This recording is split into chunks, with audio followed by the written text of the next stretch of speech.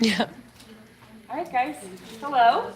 I think by now I've met most of you guys, but I'll reintroduce myself. I'm Caroline, Molly's youngest sister, as all of you know Molly number 2. And I have been lucky enough to be asked to speak tonight a little bit about nutrition and what I do, my view on it. I am in my 3rd, going on 4th year of school for Chinese medicine and acupuncture. So Eastern medicine, totally different view of what Western medicine is. Not that it's bad, it's just something different. And over the past year, really, my vision on how much food can heal people has really changed. It started with one of my teachers. She was a doctor in China, and she came over here and has a really successful practice, and she's a well-known teacher in the area. She prescribed a diet for someone who was too weak to consume our Chinese herbs, which we use as our medicine. So the plants are potent, but it was too potent for a very weak person to take on. So she wrote out a full plan about food and what it does and explained it in a way that just something flipped in my head. And I kind of geeked out on it for a long time and bought books and ended up starting my own business for nutrition and food energetics and helping people based off of their symptoms and the pattern that they present with, giving them foods to help. And I've seen huge success with it. I've done it myself. I wanted to experiment on. Molly and both my parents have also asked for some stuff. So it's amazing. And we all know that food, obviously, you guys are here, so we want to be healthy. So food's a huge part of it. And I hope by presenting this to you guys, you can really find the value in what you eat and that it really does make a humongous difference. And part of what I do and what I'm studying is we learn that the body is its own ecosystem. Everybody is completely different. That's why one diet doesn't work for everybody. And the patterns that we present with usually have kind of one area that they fall under. So those of you, I worked with a few of you before, you may know a little bit of my jargon that I'm going to throw around. I'll try to explain it the best I can. So if you guys have any questions, let me know. But I am looking at this as a whole body perspective. Your symptom is usually a root cause of an imbalance somewhere, whether that's with your physical life that you're doing or something mentally that you might not be connecting to with it. So this whole goal is to rebalance and get everyone back in line because we're in homeostasis.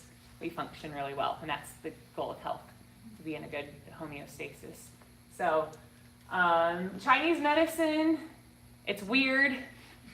No one understands it, but we have found that it works, and I firmly believe in that. So I'm going to give you guys just a little tidbit of it. And again, stop if you guys have any questions, feel free to just raise your hand. This is actually, I'm a teacher's assistant for one of the newbie classes that are coming in. And they drew this up on the board again for them. And I remember sitting there being like, what is going on? This is the basis of Chinese medicine. So in short, we view the organs as having their own function. They're not necessarily like if you go into a doctor's office and they would cut you open and be like, oh, your heart, that's not, I'm not talking about like the function of your heart that way. The heart has its own role and it's your own ecosystem. So just keep that in mind as I'm talking. So these are the organs that we recognize in Chinese medicine and their relationship and interplay with each other. The main goal with this is that each organ has a peak 2 hours that it's functioning. I don't like to use the word qi around people who really aren't into my field, but to translate it better, qi is kind of just your life force, what makes you breathe every day, what keeps you going. So these organs, when they're functioning, so as you can tell, let's see, what time is it? 7. We're in our pericardium hour. So pericardium is like our heart protector. And I'll get into this more as we get into some of the foods. But something you guys might be able to relate to, what time do you constantly wake up at night? A lot of people, at least a lot of the clients that I've talked to and my patients, they usually wake up around 2 or 3 in the morning every morning. That's our liver hour. Our liver takes on a lot of stress. And again, as I get going, I might have to be backtracking a little bit, so I apologize. But our liver and every other organ has an emotion related to it, has a smell, it has a color. I told you guys Chinese medicine is a little weird, but it all usually makes sense. So liver, stress, when we wake up at that time, maybe take that into account. What's stressing you out? And maybe that can cause you guys to sleep a little bit better. Anyway, I'm not here to talk about stress and about sleep, so I'll get more into that if you guys have any questions. But I want to hand out first a little piece of what I do, and do you want to hand it out? What I will be soon recommending once I'm licensed. Some of them don't all have all three. I just bought this at the Asian market, and I wrote down what they are. So licorice root, you guys might be familiar with that. Licorice root is going to be the woody looking thing in here. And you guys can take this out, smell it. The root, it can be edible, but the other two berries are edible. So the licorice root has its own function. I'll go into more detail with those and what it means. The red thing that looks like a big raisin, that is called a jujube, or red Chinese date. And the small ones, you guys are probably familiar with these. These are goji berries.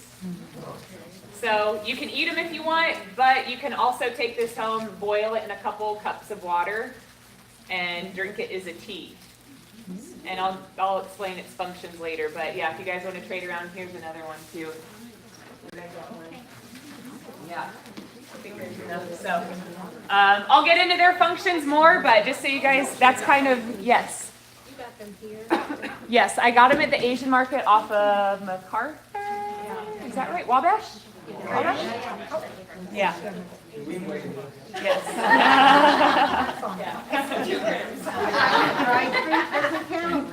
So I will be writing some stuff up on the board, and I wanted to come up with a few common complaints that I generally hear about or that I've dealt with myself that have some pretty easy fixes. So feel free if you guys want to take a picture at the end or write it down on your own. I'm just going to dive into it. So the way that I view food, and I've thrown the word around before, is it has its own energetic. So when we chemically break down a food, it has its own properties. But in Chinese medicine, and this is how we look at the herbs and the plants that we prescribe to, they all have either hot or cold property or neutral. They're sour, they're bitter, they're sweet. Those all play a role in the organs. They also have functions to do with your blood. Another term that we use in Chinese medicine is your essence, which is like your vital energy, again, kind of what you're born with. And then there's your yin and your yang. So I'll write these down. Your yin, we can think of is like cooling, it's moist, it's heavy, it sinks. This is kind of like the dark side of the moon. So if we're on a hill, there's the dark side. This is your yin. This is nighttime. Yin yoga, right? You guys can relate to that. So it's kind of smooth moving, kind of the feminine side of things. And then we have our yang, which is hot. It's dry. This is like Illinois and Arizona, basically. Yang likes to float up. Okay, so this is kind of like an angry male, redheaded male is what you can kind of relate to. Just like everything's just rah, like go, go, go, go. So we need a good balance between these two in our life to be human. Some people you might know are really yin. Some people you might know are really yang. And we're a combination of everything in between.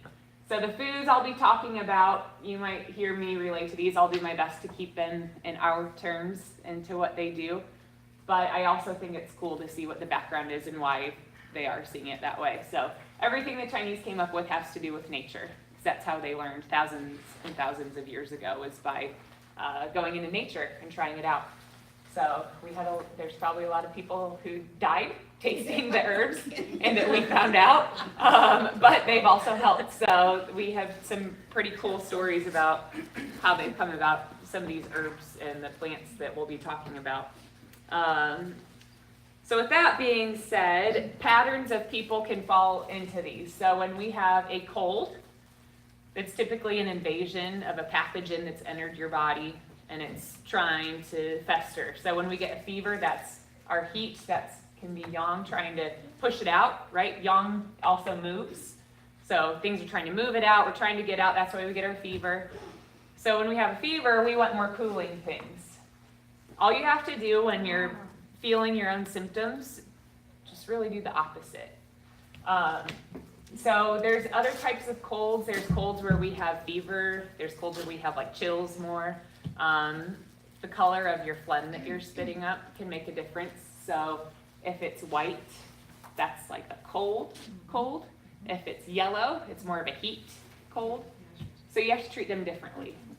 So I'll write up both. So a typical cold with some heat, so cold with heat, would present with like a sore throat, so fiery, right? So there's a sign of fire. So we have sore throat, fever, and usually some body aches. And if you guys have seen, I probably still have my marks gua sha. It's just the act of getting we use a Chinese soup spoon or you can use a jar lid. The back of your neck is a place where a lot of pathogens enter. If you think scarves, that's why we wear them when we're cold. We want to keep our neck covered. Body aches are caused when the pathogen gets entered into your skin and is stuck between your muscle layer. So it's just like achy. So everything's achy. We want to get that out. So we want to clear this heat that's in there, and it's toxic at this point because it gave you fever. It made everything kind of throw off balance. So if we have a cold with heat, what do you guys think we would do? Anyone? Cool it. Cool it, yes, So some cooling things that we can use when you have, we'll start with a sore throat. These are just a lot of things you guys can buy at the store. So peppermint or plain mint. So you guys know peppermint, it's cooling. You can use that in a tea, and if I ever refer to a tea, it's basically just boiling the food in water for about 20 minutes and letting it steep. So that's my version of a tea. So if you guys hear me say that. The tea bags are fine, they're typically a little bit weaker. So I like to go straight to the source and get the food. So peppermint, let's see, we have, this actually helps with headaches as well. And there are different types of headaches that we can get into. So it can help with your headaches. It also helps clear your eyes. So if you have red eyes, again, another heat sign, it's red, it's hot. So peppermint can help with that. And then it helps to release that exterior that you're dealing with that's kind of been lodged inside. So that can really soothe your sore throat. Let's see, I was going to add some more. We have burdock root, which actually I found that at Food Fantasies the other day in the herb section. Deidre, I believe, yes, she uses some. I finally had to ask for it at the Asian market, and it's called like goat or something else. Okay. So it's not burdock root there. Okay, good to know. Good to know. Okay, so it is at the Asian market. And burdock root, its properties, it's cold, it's acrid, and it's bitter. So again, it's cold, so it's going to help the sore throat. And it also helps, same thing, to clear the toxic heat that's in there. And actually it goes to our liver and our stomach channels. So when we're sick, again, our organs are a little bit wacky, and our liver typically will take that stress on. So it can help clear a hot liver. And then we can do some figs. So figs are really moistening. If you just think of what a fig looks like and cut it open, it's not all super dry inside. It has some, moist properties to it. And that one, let's see, that one goes to your stomach, your large intestine, so it's really good if you're constipated. Figs are good. And to your lungs. So our lungs have to do a lot when we're sick, right? We're coughing, our throat's sore, so we want to make sure and take care of our lungs. Fig almost looks like a lung as well. A lot of the foods actually look like what it helps with, and I'll go into a few more of those too. So we can do some figs, and then let's see, what else do I have on here? Oh, one of my favorites, I actually used this at the beginning of, or the end of last year, radishes.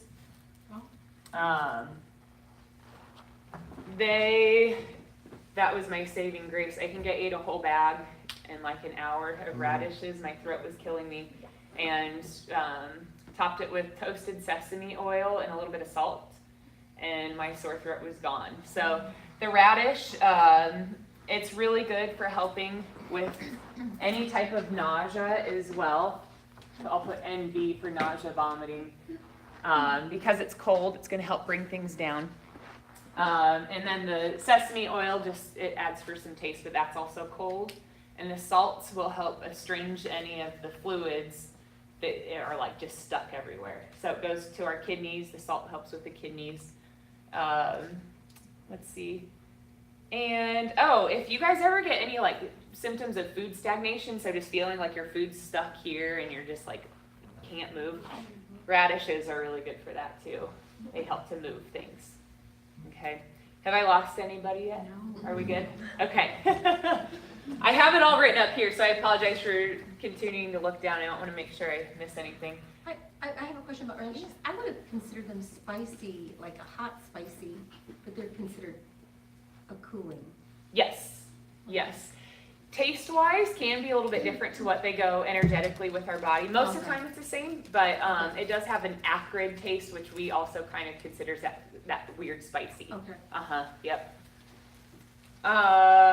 So we have those, and then for all of these, so this would kind of go along with everything that's written up there with the fever. For body aches, again, same kind of thing. We want to make sure and get the peppermint to help to release whatever is lodged inside of there. So that's a big one. I know essential oils. April, do you do essential oils? Anyone else? Yes. If you're familiar with them. Okay, so you probably might find a lot of these similar. Peppermint's great for that. And let's see, what else was I going to say? Pears. So pears I relate to a lot. I'm just going to put these over here because these are one of my favorites. So especially for you guys here in Illinois. Pears, if you think of a pear and you turn it upside down and cut it in half, it kind of looks like a lung, same type of shape. But they go to the lung, they're really moistening. So any type of dry condition, if you have a dry cough, if your skin's dry, our skin is related to our lung. It's this exterior portion of our body. So it helps really moisten everything. Again, if you're constipated, I'll talk a lot about poop. So I have learned that it is such a huge marker in your health. So it's really important to pay attention to, and I talk to my patients all the time about it. So I'm okay with it. If you guys aren't, then welcome to tonight. We'll talk a lot about it. So it can help with your bowel movements, make them a little bit easier.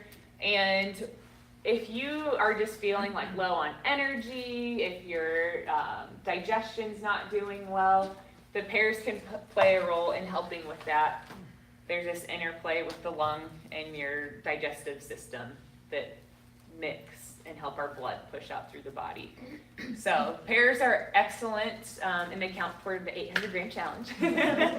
And I know the added sugars can sometimes, be a controversy. However, medicinally, honey is really good, especially raw local honey. You can steam pears and top it with honey. Honey goes to the lung. Again, it's moistening. So it's kind of like a power punch if you add the honey in there. And the reason, I told a few people before about steaming pears. The reason for that, for one, it gets them even more moist. But we can view our lungs as kind of like the top canopy of a rainforest. We have this steam that vaporizes into our lungs. We need to keep them moist. They don't like to be dry. So by steaming them, we're actually complementing the action of what they want to do, and it's even more healing. So steamed pears with honey are a great combination. And walnuts. also go to the lung. Again, walnuts, they look like a brain, but they also look like the lung. So those are a really moist nut that you guys can add in. They can also help with coughs. Yes. Like how much are you talking about? Like one fig, one pear, Good idea. Yeah, so I usually will say go more than less. If you guys are hit with like an acute illness, like if a cold comes on all of a sudden, don't be scared to eat like 3 pears. You won't gain weight, I promise. Have 3 pears. If you feel sick again at night, have 3 more and have a bag of radishes. Yeah, it's So the relief can come that quick, is what you're saying? correct. Yes, and it can address the underlying symptom rather than popping like a Motrin or Tylenol. That kind of just covers up where you're at and tells your body to keep going. When really, when you're getting sick, your body's like, oh, hold on. I need to slow down. I need to heal a little bit. And that's also one thing I've learned the hard way, and I know plenty of you guys probably have too. When you're sick, I know we have to work and we have to do things, but there's a reason you're sick. You're run down, you're tired, you're stressed, and taking some medicine and pushing through potentially can just push you down further, and that can resurface later as a further imbalance, which may be a disease. So taking care of it with food will not only get to the root of the problem, but it can get you feeling back to mentally okay to get through and not harming your kidneys, your liver, and everything else that comes along with some of the other medicines that we might have to take. So ideally, handfuls, use your hands. Figs, she asked about figs too. One isn't going to do the trick. So if you think about it, if you're constipated, you probably have a lot sitting in there. And if you think one little fig, that has to break down, get through our stomach, might not do that much. So like 4 figs, so you can soak them in water. Eating a tablespoon of honey with some pears, a handful of walnuts. There's no wrong measurement, but since everyone's different sizes, hands are always a safe measurement tool. I would say fruits and veggies, use 2. Everything else is usually about 1 handful. It's a pretty safe bet. Yeah, thanks. Any other questions that you guys have come up with so far? What about coughing? Coughing, yes, I was actually going to get into that too. Okay. So cough, let's see, write it over here.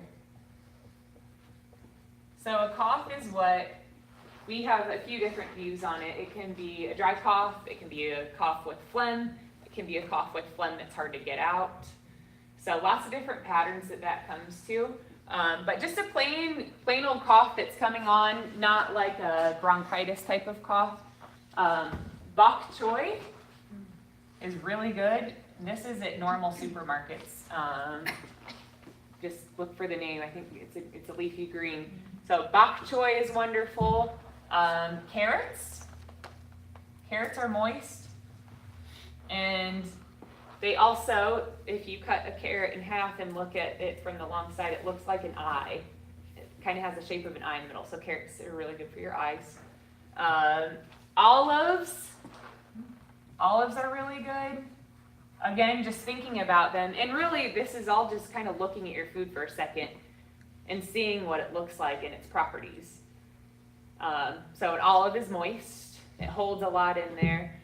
So when there's that dry, icky cough, we want some moistening things to take place. So olives will help with that, and tangerines are wonderful. I think Jill, actually, you brought in the carrot oranges. Those are good too. So with the tangerines, again, they're moist. And actually, I heard a story when I was working in my clinic. We had a patient come in who was being treated or on her way to osteoporosis. She had osteopenia. And for some reason, she was craving tangerines like crazy. So she was like, I went overboard and ate so many of them, but she's like, I went in for my appointment next time, and she had 0 signs of any osteopenia. So They help with your bones. Even the white strands have a medicinal purpose in there. So really good for your bones. You can save the peel of the tangerine and dry it and or put it in a tea and drink it. They're really good for your energy, like an overall boost, and it can help to alleviate any stomach issues. Tangerine has a good property for your stomach. So yeah, this is a good combination for cough. So you guys can make your own recipes too. I'm simple. I usually just roast veggies, throw them in a pan. So for example, if you have a cough that's coming on at night, you can roast or put in a pan with whatever carrots and bok choy. Keep those together. Put some olives on top and have a tangerine for dessert. You know, it can be as simple as that. You can make a soup stock with a lot of these foods. And I'll be putting some more up, but even just a little bit, like the bok choy usually comes in a pack like that. It cooks down a lot. So it's easy to get a lot of those in. And I'm a huge fan of a lot, and I'm sure as they preach here, a lot of fruits and veggies. They are more medicinal than anything we can get, and our body knows what to do with them too. Where medicine, we've only been ingesting that for so long. Plants and nuts and grains, we've had those a little bit longer, but for sure the fruits and veggies, our body's it knows what to do with them. So it's a lot easier to heal that way as well. So there's our cough. There are a lot of other foods that we can eat for that, but those are kind of the main ones that are really strong. Does anyone have any questions so far? Any more? Can you juice it? Like the bok choy, carrots, but not the olives? You could, however, when we have a cough or there's some type of imbalance, sometimes our digestion is a little affected. Due to an interplay over here, we have this interplay of in Chinese medicine, we view the spleen a lot to do with digestion. Chinese kind of got it wrong. And it's more of like our pancreas that they're saying is our spleen. But there's this interplay with like our large intestine and our stomach and the spleen. And usually when those are out of balance, when we're sick, they're not producing the fluids we need to digest well. And sometimes juice, like that type of juice, won't digest as well. If we have a cold stomach, which I'll talk about that too, it might have an aversion. Some juices are okay. I'm a huge fan of celery juice. That I'll go ahead and talk about that now. I'm sure a lot of you guys have heard about celery juice. I know that Molly and Tim have posted a lot up here about it, but celery juice, even with Chinese medicine, it goes straight to the liver and clears out any excess heat that we have in our body. So excess heat in our body can be, you can have either constipation or diarrhea. That can be either of them. Your actual body temperature, if you run hot all the time, there's some excess heat in there. Signs of acne, red face, excess blood anywhere, whether that's blood in your stool, if you get bloodshot eyes. So any type of heat, celery really helps to calm that down. So not only does it cool off your liver, which again, we're humans, we take on stress, so our liver's usually pretty overactive, and that's why celery is so good. It's made up of almost all water, celery is, so it's moist. Even when we juice it, it leaves back some of the fiber, but the juice of it is way more power punch, and there's not many calories, there's no carbs really in it at all, so it's easy to take in a lot. So celery is very cooling to the body. It also helps with our stomach, so digestive issues. If you guys have acid reflux, this is a huge player in that to help take it down. And again, any of the bowel movement issues, those typically go along with it too. Celery juice, I would highly, highly recommend. Skin issues, again, really good for that. And see you guys. Thanks for coming. Oh, sorry.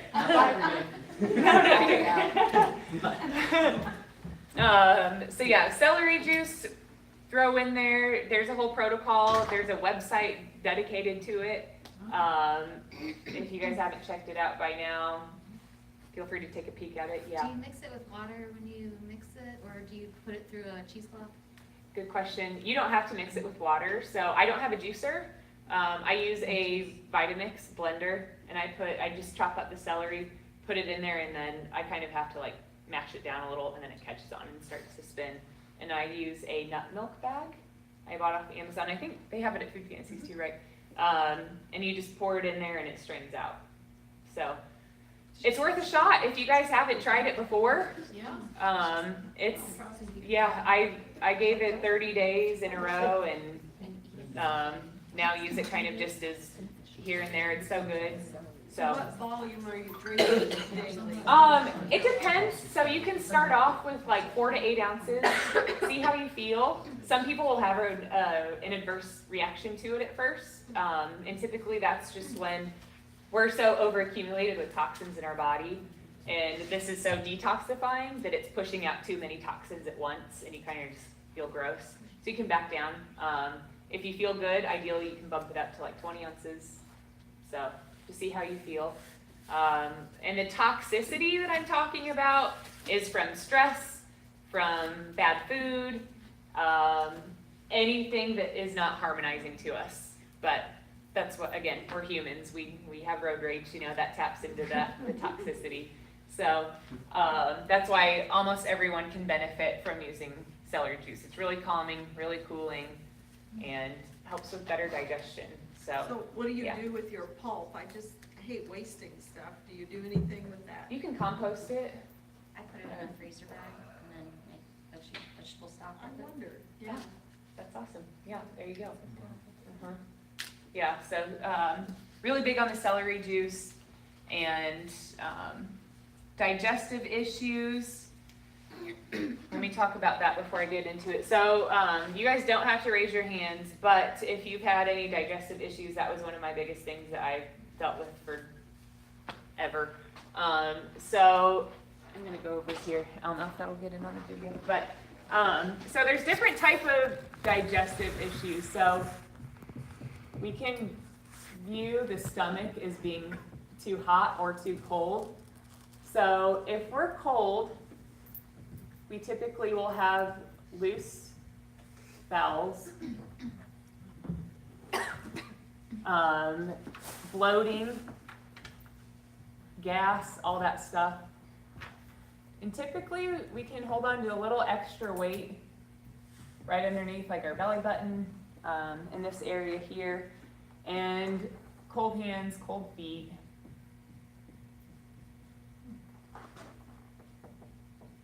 If we're too hot, we can have acid reflux. We could have constipation or diarrhea. It can alternate. And you can also just run hot. You can sweat, have excess sweating. And if you have a combination of both, that can be normal too. The cold, so with the extra weight, I actually had a TCM practitioner who was also giving massages. I was randomly in Santa Monica, California for a day, and he was my massage therapist. And he's like, your stomach's cold. And I'm like, oh, he's talking Chinese medicine. I was like, huh. I was like, yeah. He's like, he's like, you hold on to some extra weight under here. He's like, in the back of your arms. I'm like, yeah. I was like, I typically do. And he's like, your feet and hands are cold. I'm like, okay, yeah. And he's like, you have a cold stomach. If you think about it, when it's cold outside, what do? We wear layers of clothes. If our stomach's cold, we view this area too as our whole stomach, but down here, it's gonna hold on to some things. It's gonna wanna stay warm. It doesn't wanna let go of the extra fat, the extra coat that's around it. So we need to warm it up. To warm up our stomach, and I've written a post about this before, so some of you guys may be familiar with it, and I've talked to a few of you guys about it. Ginger is the best thing ever. So ginger is warm. It goes to the stomach, it goes to our spleen, and it helps to warm everything up. It's really good when we're getting sick with one of the colds, with a cold, so not with the heat. So ginger root. I actually was talking to Molly earlier, and I guess a lot of the grocery stores carry just like tiny little things of raw ginger. Where did you say has good ginger? Meyer usually? Meyer. So I buy my ginger at about like 2.5 to 5 pounds at a time, just in big stalks. And I use about a thumb-sized piece of ginger. I just slice it. I don't peel it. You guys can peel it if you want. But ginger can help increase metabolism. When our stomach is warm, our food is going to digest better.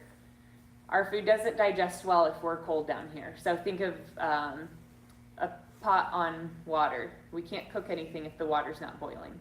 Same thing with our stomach. It needs to be warm. It needs to be ready to take on the food that's in there to digest it better. Now, some people are totally fine with raw foods. That's another thing. If you don't digest raw foods well, if you feel gross after salads, smoothies, even if they're healthy, even if they might make you feel worse, and that's just because your stomach's cold. It's not ready to take on more cold. So ginger root's really good. Room temperature water. Avoiding ice water for everyone. Ice just stops the flow of everything. When there's a stoppage of flow, that's usually where there's pain. There's,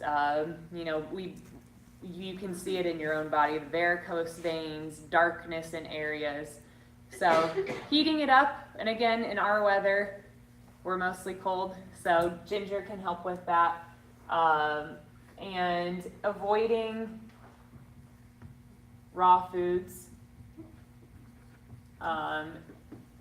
Most fruits are okay, but stay towards the berries, the darker ones like blueberries, cherries, grapes.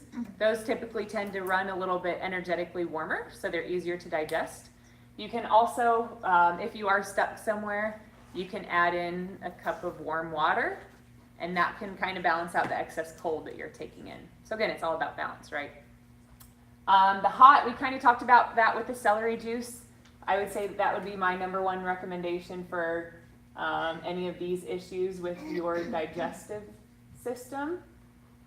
And I've gone back and forth between both of them, and for me, I'm more of a cold type person, so ginger's my go-to.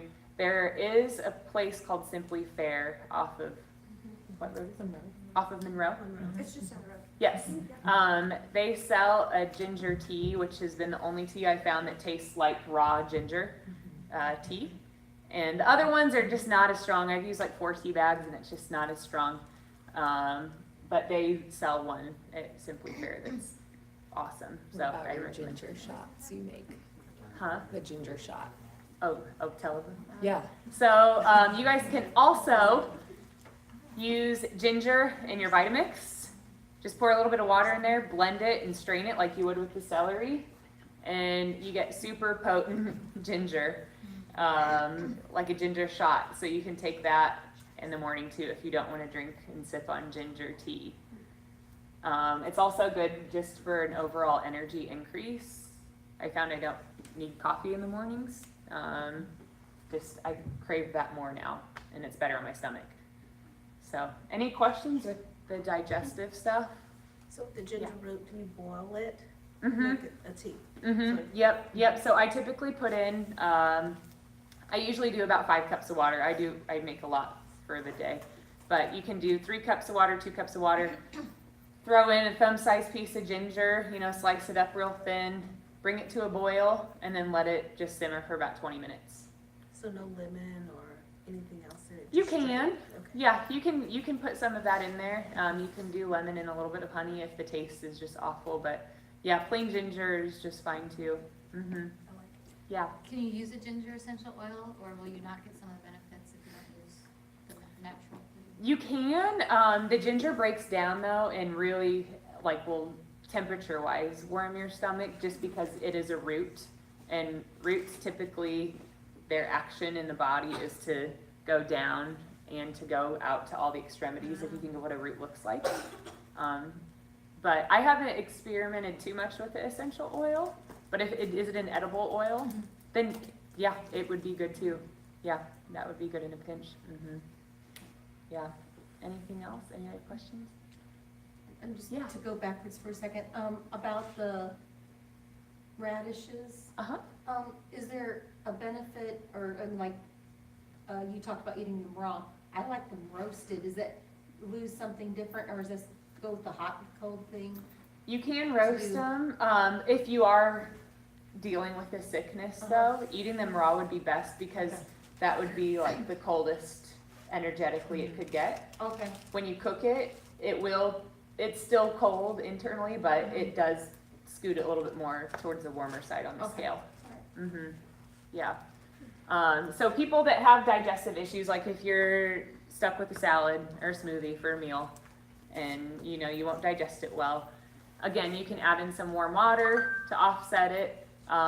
If you want to keep eating raw foods just because it's what's easy for you, just know that you can off balance it again with the warm water. Or if you buy frozen fruit at night, or what I do, I guess, if I buy frozen fruit at night for like dessert or something, you can pop it in the oven, get it warmer, and the warming can help your stomach too, just the actual outside temperature. And then people who have a lot of the heat can do better with raw. There is a little bit of an interplay that might go too far into what I want to, that there can be this false heat in your body when our yin fluids, the cooling fluids, are too low. Our hot fluids might be okay, or our hotness in the body, but the cooling's too low, so it's this false sense of heat that's there. So we just need more of that yin, more of this stuff, rather than the other. So let me write up a few things, and then I'll go into a question and answer for you guys. Congee. I don't know if you guys have heard my love for congee. I know some of you have. So talking digestive issues, bowel issues, congee is basically a rice porridge. You really get rice, or I'll write up other options, quinoa, millet can also be good. Millet would be more if you have those heat signs. Quinoa is good if you have the cold signs, and rice is a safe middle ground. I'll write my website up here, but I have all the instructions and why congee is so wonderful. It's basically assimilating and doing what your digestive system does when you're cooking it. You cook it in water, long and slow, a lot of water, so it soaks all this water up. So if we're deficient in our fluids, by eating this, it helps to just harmonize everything in your system. Again, on my website, I have a whole bunch of things you can add into it, and you guys can feel free to ask me about it too. But by eating, and I know this might go against some of the fasting opinions in here, and I'm not against it. This is just another tool in your toolbox to think about down the road, or if you guys want to try other things out. I'll go back to here.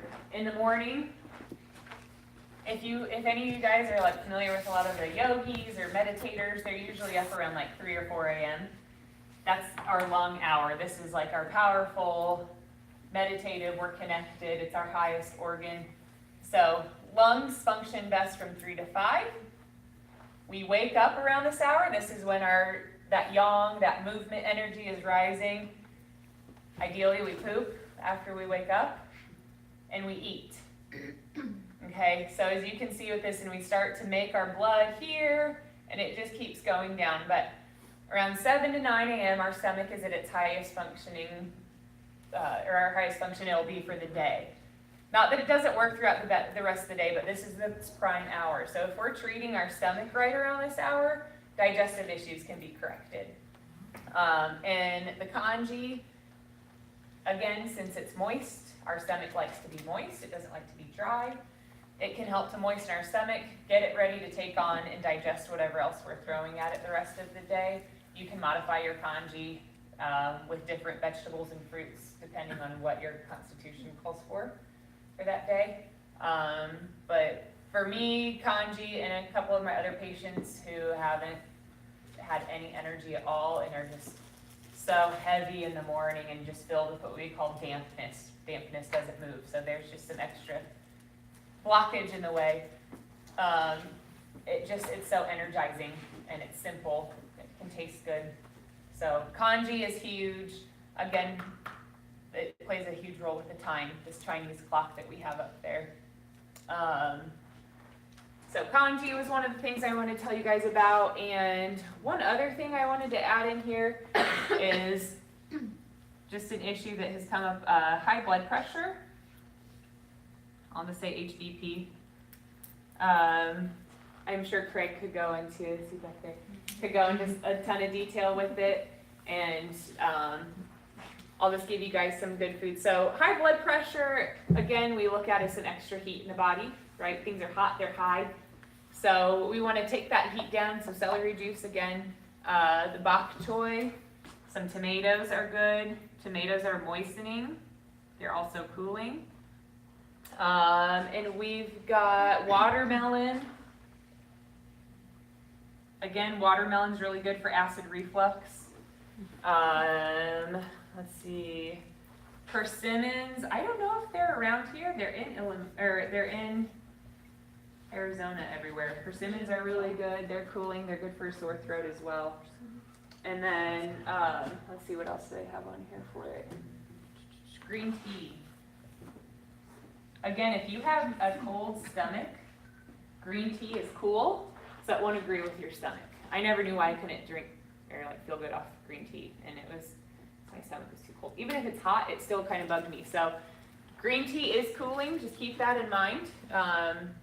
But it's really good for high blood pressure. So there's a few other things for it too, but again, I just picked kind of the main ones. And one other thing I want to go into, I'll write these up. Turmeric and chrysanthemum are two of my favorites.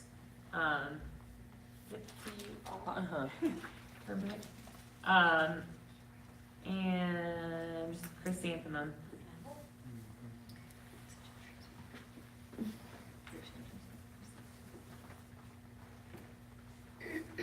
So turmeric, similar to ginger.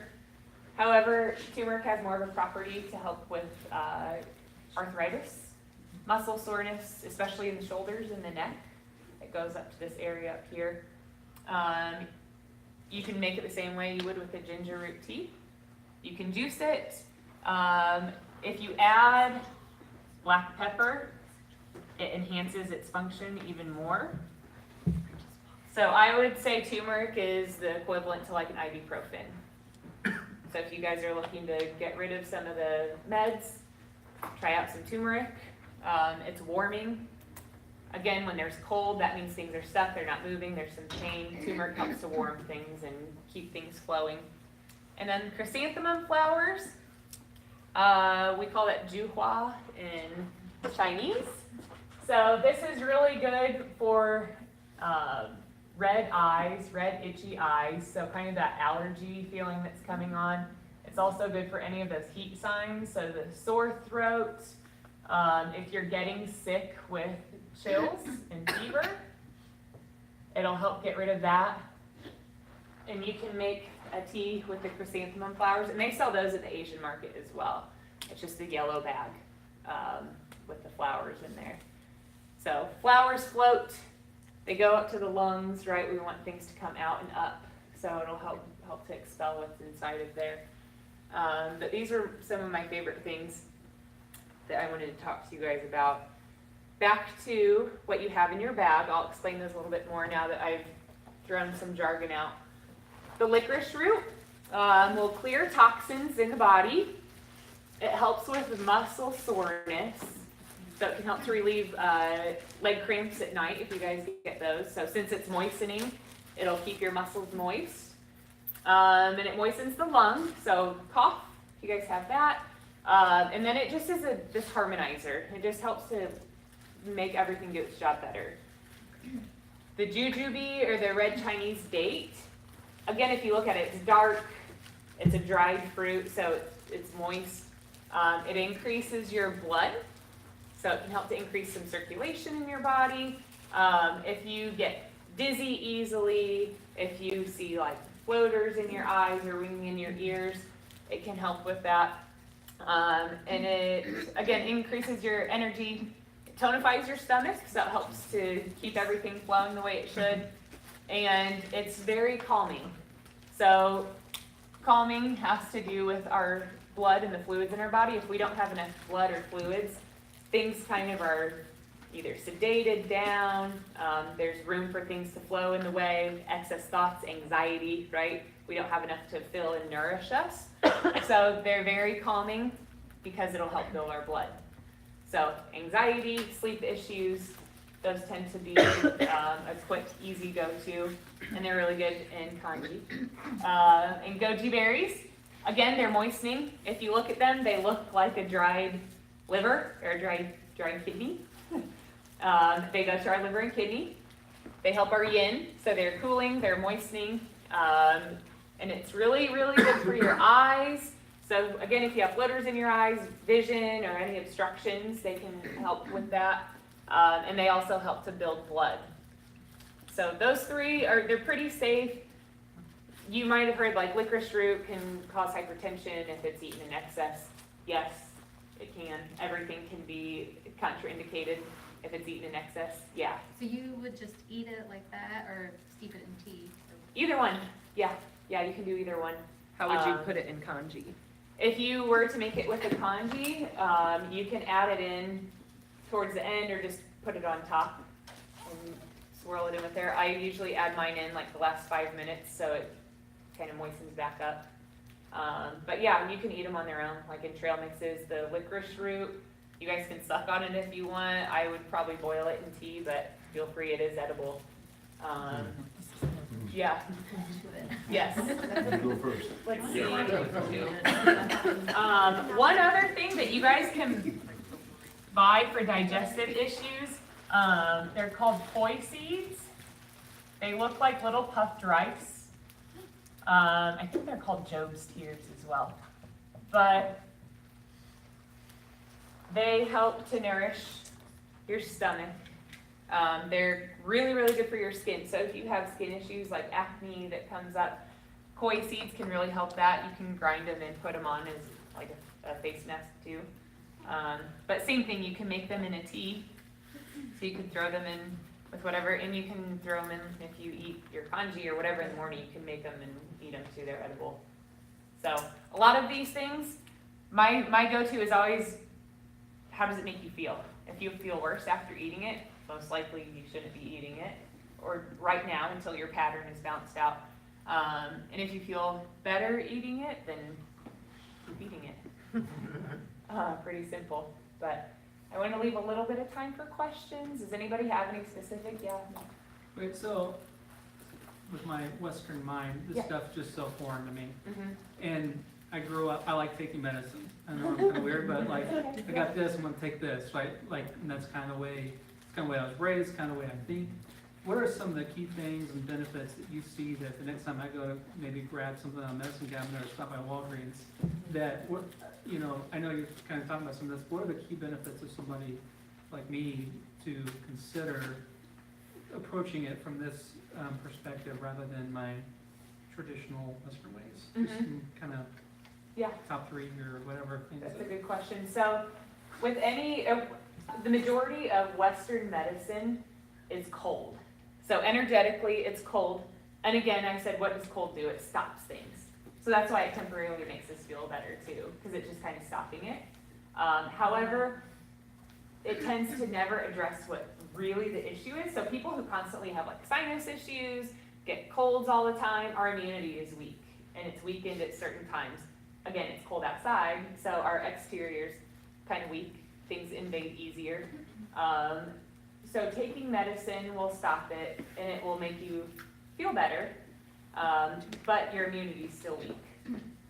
So by eating certain foods, you'll be building up your immunity, but also feeling better, and potentially not getting sick again. The bad part about taking medicine or any of like the NSAIDs, like the Advil, ibuprofen, they do have a chance to cause your liver, or to cause damage to your liver and your kidney. And again, it's cold. We don't want to keep our organs cold. We want them warm. so every time you take it, there is a chance that it's damaging and putting more cold into your liver and kidney. And a lot of times, like a cold liver and kidney can mean aging quicker, more aches and pains, more risk for injury. And we view the kidney as having this relationship with the brain. So it can potentially cause like memory, anything that has to do with the mental capacity too.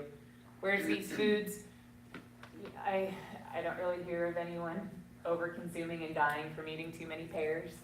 But there can be an overdosage of the medicine. It's just, again, our body doesn't recognize the chemicals that we're putting into it. It'll help and it breaks it down, but then it's just kind of stuck here, like it's cold, cold, cold. If we have too much cold in our body here, there's not going to be a smooth balance of energy flowing up and down. Did that make any sense? Is that okay? Okay, yeah. Anyone else? Is there a food for joint pain? I would say turmeric would be number one for it.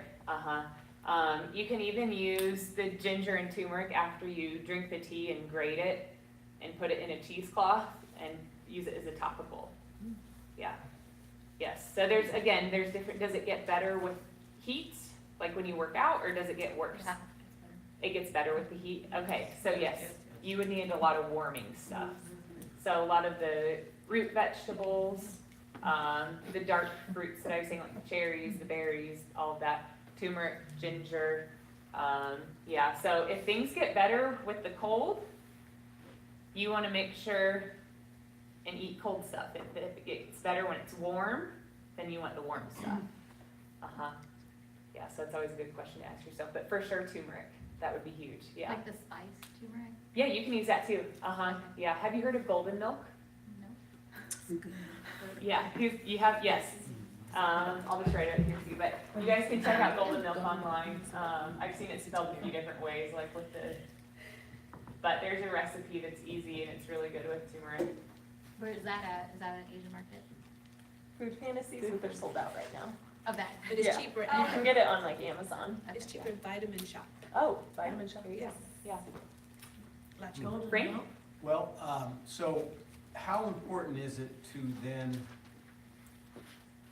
okay, so you're running at a good pace. I mean, you got the energy going, everything's going good inside your body. Does it matter cold and hot foods? You can just ingest both, you know what I mean? So do I always have to be conscious and aware of it's cold I'm eating or it's hot I'm eating that's, generating, you know what I mean? That's if I'm running good. Now, if I'm running bad, you know what I mean, then I have to stay away from certain foods that will make the condition, keep the condition. Right. Yeah. Because you mentioned to me that peanuts were hot. Yeah. So I mean, if I'm got inflammation and I'm eating peanuts all the time, I'm not helping the condition at all. Exactly. Yes. Yeah. And typically, if you can stay to, like, if you are dealing with something that you're trying to fix right away, if you could stick to your diet about 80% of cooling or hot foods, whichever one, usually it'll push you towards the wellness end.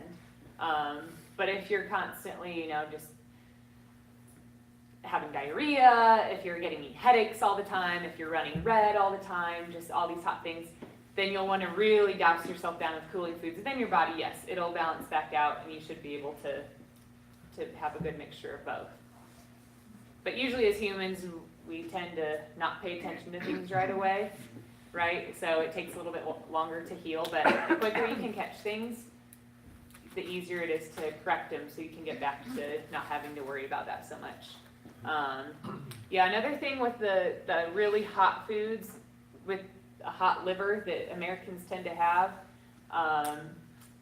anything spicy, anything greasy, red meats are really, really bad to ingest in for our liver if it's already stressed. So just being cautious of what you're taking in. So like Mexican food, if you already are experiencing headaches and lots of skin issues, it's probably making it worse. So just keeping that in mind and adding in like the cooling stuff, like some more fruits, some raw foods if your stomach can handle it, celery juice.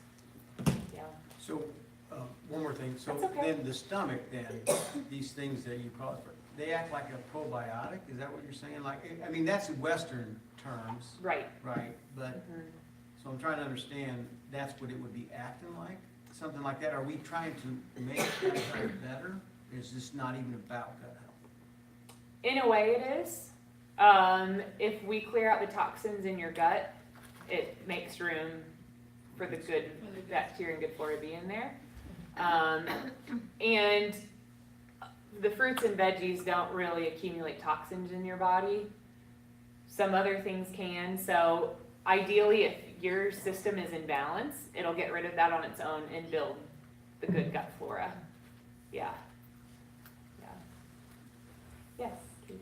What is this word underneath bladder? Oh yeah, yes, I meant to comment on that, thank you.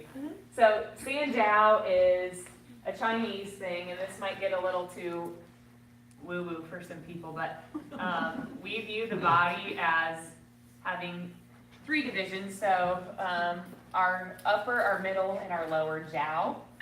And it's kind of just like highways. So like we have our upper jiao up here, our middle, and our lower jiao. So like urinary, low back, this is kind of your lower. The middle, we have like digestive stuff. Uppers, like your lungs, your heart.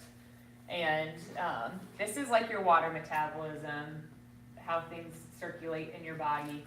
And like mono, IBS, any of these diseases that come and go, that really like weaken you down, that there's really no medical answer for, they tend to run with these 2 systems right here.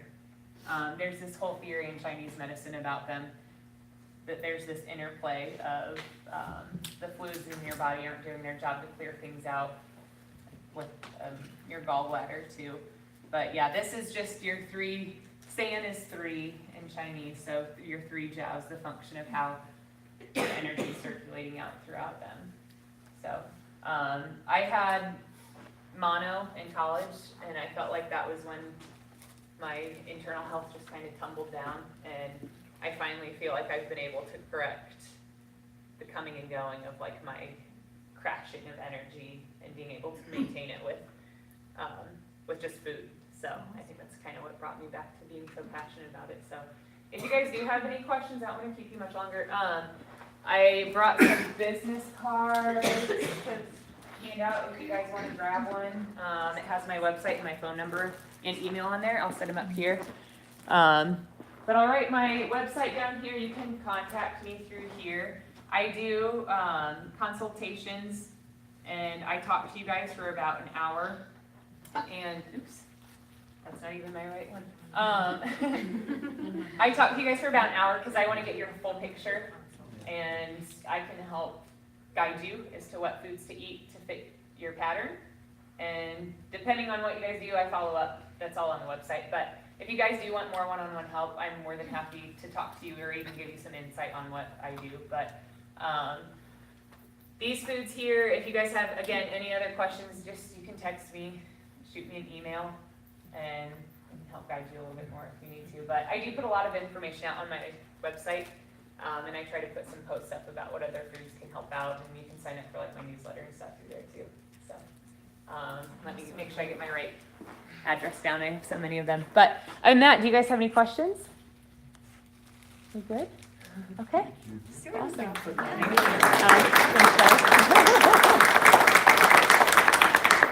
What was that? For memory? Yeah. So we view memory as whether or not you have enough blood or fluids in your body to go to your brain to nourish it. I'm really glad you asked me that. Black sesame seeds are one of the best tonics for your blood, and they also help to keep your hair from graying. Everyone get out your pens. So black sesame seeds are what we view as like a jing, so like your essence tonic. They kind of help to astringe everything that we were born with and hold on to it. So like your jing is how you age. So it helps to keep you at a young age.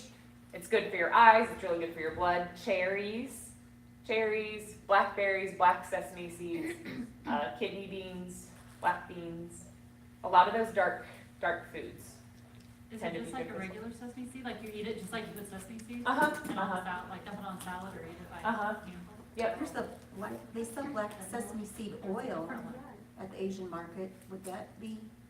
The seed has its own property too, yeah, that would be better. And any seed or nut is really good for constipation. They're moist and they move things, so just to keep that in mind as well.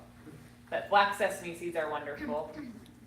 Yes, they are Do you wonderful. find those at the regular I market, think or so, are they- I can where I'm at, I don't know if you guys do here, but yeah, thank you, Amazon is always such a safe. Meyer. There's 2 Asian stores in town now, they're good, for a lot of this stuff. Yeah. Yes, yeah, thank you. And buying from the local store will help us keep our local businesses. Yeah. Yes, yes, I'm all about the local stores, so, Is thank that a you. dash? 5 Yes. There's a dash, Okay. yes. Do you eat a lot of Asian foods now? Not really. I've made a few, like I've made a kombu, kind of like a big soup with the seaweed in it. Seaweed's also really good for anti-aging, but not really. In my nutrition class, we had some people bring in some Asian stuff, but yeah, most of it was everything we learned in that class was a lot of plant-based. Just because it's so powerful with the properties it has for the healing, yeah. Anyone else? Okay, well, thank you guys so much for letting me come and blab for an hour and take up your Friday night. Thank you.